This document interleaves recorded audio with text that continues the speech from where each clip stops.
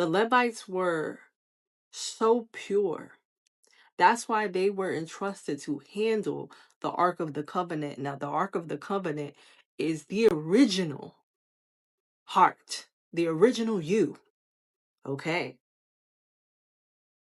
Okay. That's why old boy who touched it died, because he did not have the frequency to handle it.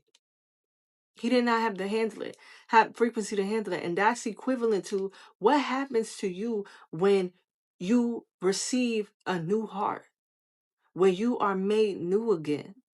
You're not allowed to be around the same people anymore. You can't. People will physically be repelled from you. And every time people try to touch you who do not have authority, who do not have the frequency to handle you, they die. Just like old boy. Why?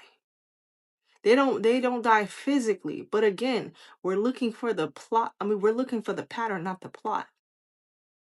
But they do die because death doesn't just come in the physical. Death happens through rebirth as well. Death brings about rebirth. And when you interact with people on different frequencies, when your heart is in the upright now, when you have been made anew, when Christ consciousness has entered back into the body, when you have now become into alignment and you have turned Leviathan around and strangled him up and put him on the tree, right? When you've done that, the people who come around you and come in contact with you, and you start speaking to them and you start talking to them and you start handling them, they die. Versions of them die. They're forced to see themselves. They're forced to interact with themselves. And so you, babes, you become the serpent in life now. Once you regain your own consciousness back. Does that make sense? You become the serpent. And a lot of people miss that fact. You see, the serpent is so misunderstood that it's everywhere in our lives.